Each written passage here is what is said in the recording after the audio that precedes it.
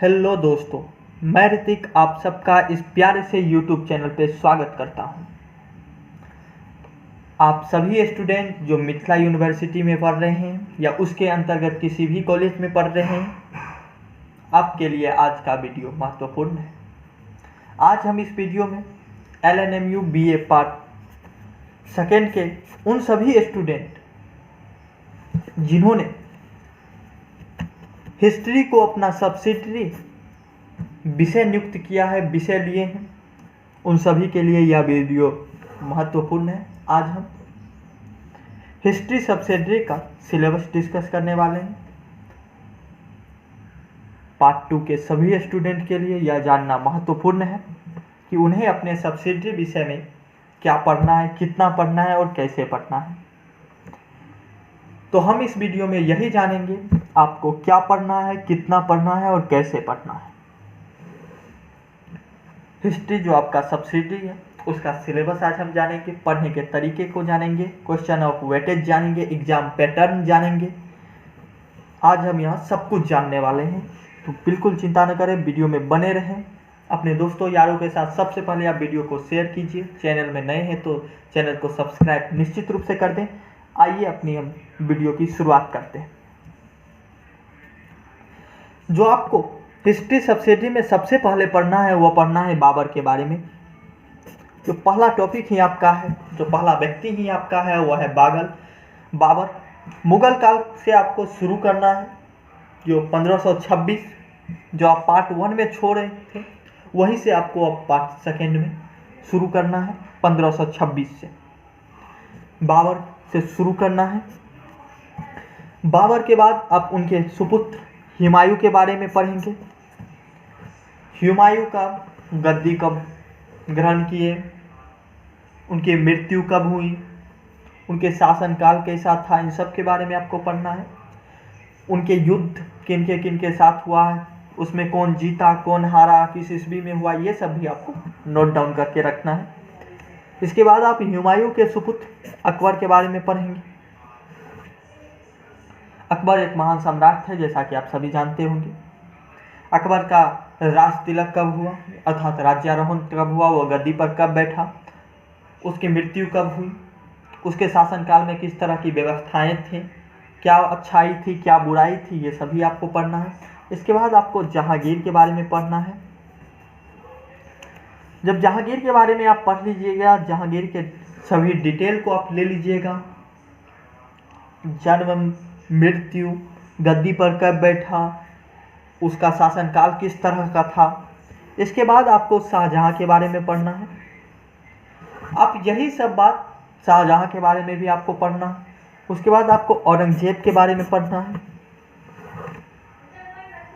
आप अगर एक शब्द में जानना चाहे तो आपको पार्ट 2 में जो सब्सिडी का हिस्ट्री पेपर है उसमें सबसे पहले आपको मुगल वंश के बारे में पूरी तरह से अच्छा से डिटेल में पढ़ना है। मुगल वंश के एक एक शासक के बारे में आपको पढ़ना है। कब गद्दी पर बैठा, कब उसका जन्म हुआ, कब मृत्यु हुआ, उसका शासनकाल कैसा था, आपको एक एक करके अच्छा तरह से जानकारी होनी चाहिए मुगल वंश के बारे में। इसके बाद जब आप मुगल वंश पढ़ लीजिएगा तब आपको शेरशाह और शिवाजी महाराज और शेरशाह सूरी, इन दोनों के बारे में आपको जानकारी लेनी है। इनके शासनकाल के बारे में जानकारी लेनी है, इनका व्यक्तित्व कैसा था, इनका जन्म मरण, किस युद्ध में कौन पराजित हुआ, इन सभी के बारे में आपको जानकारी रखनी है। जब आप इतना जानकारी ले लीजिएगा तब आपका सिलेबस में जो आगे का टॉपिक है वह इस प्रकार है कि ब्रिटिश साम्राज्य का विस्तार किस प्रकार हुआ। आप जानते हैं कि मुगल वंश जब समाप्त होने के कगार पे आया तभी ब्रिटिश साम्राज्य अपने विस्तार की ओर बढ़ रहा था।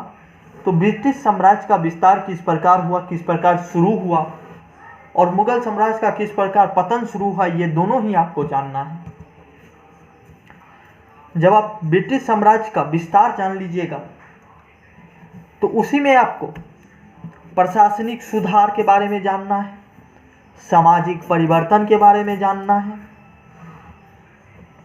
और 1857 की क्रांति के बारे में भी डिटेल से आपको जानना है। 1857 की क्रांति में आप इस बात का ध्यान रखें कि आपको यह भी जानना है कि किस जगह से कौन सा नेता लीडर उस इलाके से प्रतिनिधित्व किया था क्रांति का, ये भी आपको जानना है। क्रांति किस कारण हुआ था, क्रांति कब शुरू हुआ था, क्रांति को किस तरह से दबाया गया, उस समय गवर्नर जनरल कौन थे, ये सभी आपको जानना है। जब आप 1857 की क्रांति पढ़ लीजिएगा तब आपको राष्ट्रीय आंदोलन में आ जाना है। राष्ट्रीय आंदोलन एक बहुत बड़ा टॉपिक है। किस तरह से जितने भी राष्ट्रीय आंदोलन हुए उन सभी का आपको, चाहे वह सर्वज्ञ अवज्ञा आंदोलन हो, असहयोग आंदोलन हो, भारत छोड़ो आंदोलन हो, इन सभी का कब शुरू हुआ। जैसे भारत छोड़ो आंदोलन 1942 में, सर्वज्ञ अवज्ञा आंदोलन 1930 में, असहयोग आंदोलन 1920 में।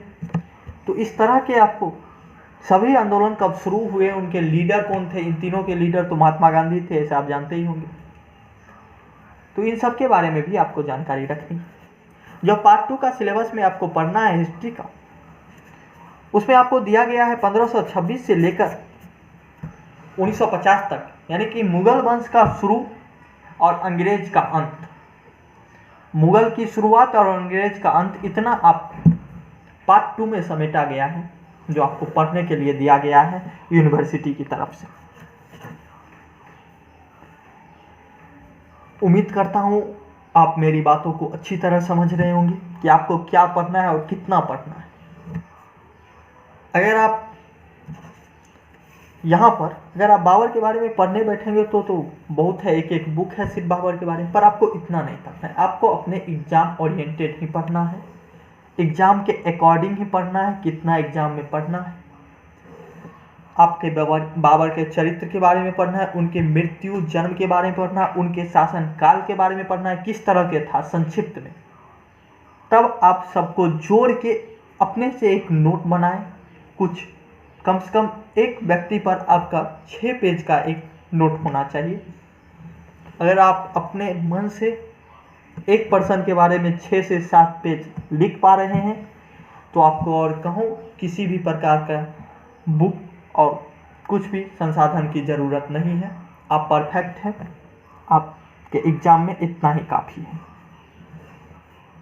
अगर हम वेटेज के बारे में बात करें तो सीधा समझ लीजिए कि मुगल जो एम्पायर है इसका वेटेज सबसे अधिक होता है, और इसके बाद सीधा तौर पर राष्ट्रीय आंदोलन का वेटेज हो जाता है, और उसके बाद आपका बचे हुए टॉपिक का वेटेज है। तो इस अनुसार आप पढ़िएगा, पहले मुगल एम्पायर, उसके बाद राष्ट्रीय आंदोलन, और उसके बाद बचे हुए सभी टॉपिक को आपको कवर करना है। आपका एग्जाम अगर सब्जेक्टिव हुआ तो कुछ इस प्रकार होगा। 8 क्वेश्चन होंगे, 4 का आपको उत्तर देना है। एक क्वेश्चन 20 नंबर का होता है, इस तरह से आपका 80 नंबर का हुआ। सब्जेक्टिव भी होगा, उसमें भी 10 ऑब्जेक्टिव होता है, जो कि एक क्वेश्चन 2 नंबर का होता है, तो 20 नंबर यहाँ से हुआ, टोटल 100 नंबर। आप पार्ट 1 के एग्जाम दे चुके हैं, आपको पता है यह सब चीज़ें। फिर भी जिन लोगों को नहीं पता है उनके लिए आपको यह वीडियो कैसा लगा ये हमें निश्चित रूप से कमेंट बॉक्स में बताएं।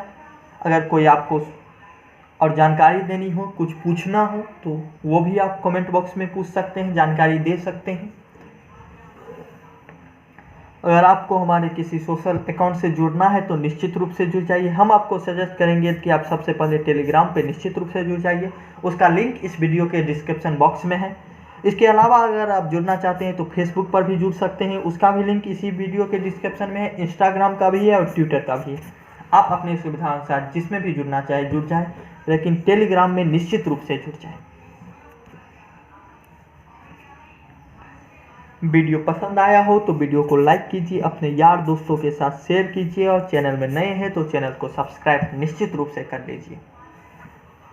ऐसे ही और मज़ेदार वीडियो के लिए बने रहिए हमारे चैनल के साथ। आपके यूनिवर्सिटी का, आपके मिथिला यूनिवर्सिटी का सभी न्यूज आपको यहीं प्रोवाइड किया जाएगा, इसलिए बने रहिए। Take care, good bye.